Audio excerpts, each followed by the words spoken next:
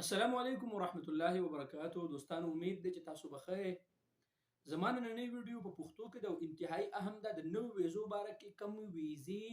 خدام الحجاج باره کې چې کوم ویزې د په سکرین مو تاسو ګورئ دی ویزو باره کې د حج چې کوم خادمان دي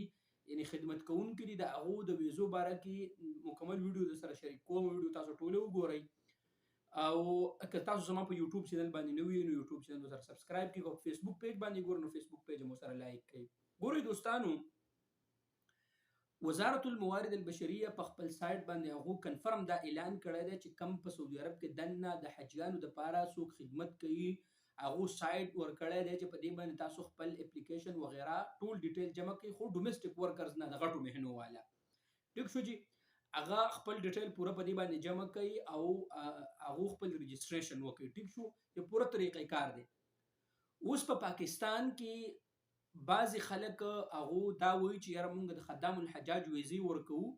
لکه په پنجاب یو ښار کې ما وکتو خلکو ویزې اخیستې دي او په لکاو روپۍ چې کم دی د ویزې نه بس پاسپورټونه جمع کړي دي او په لکاو روپۍ چې کم دی نو مکتب والا خوړلي دي او تښتېدل دي اډویس پته نه لګي نو دغه سیرونو د حد لپاره چې کوم خادمان دي د هغه هیڅ ویزې نشته د هیڅ ویزې نه دي راوتي هغه دلته په سعودي عرب کې دننه چې کوم خلک کار کوي د هغو دپاره دی تاسو څوک دوکه نه کړي څوک درنه پیسې ونه وایي څوک درنه پیسې وانه اخلي بالکل دا ایجنټان چې کوم دی دروغ وایي ټیک شو که نه ځکه ما ته ډېرو ملګرو په وټساپ باندې میسجونه وکړو چې عمر بھائی دا ویزې دي آیا د دې باره کې ستاسو څه خیال دی نو ما یې زه په اجتماعي ویډیو جوړه کړم ټول ملګري به وګوري څوک به دوکه نه شي لهذا څوک هم دوکه نه کوي ملګرو دې دپاره هیڅ قسمه مطلب دا دی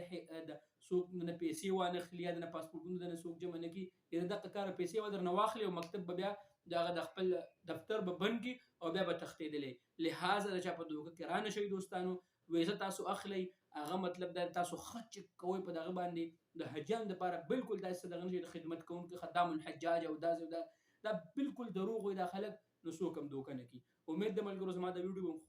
به مو خوښ شوي یوټیوب چینل ضرور سبسکرایب کړئ ویډیو لایک کړئ د ملګرو سره ضرور شیر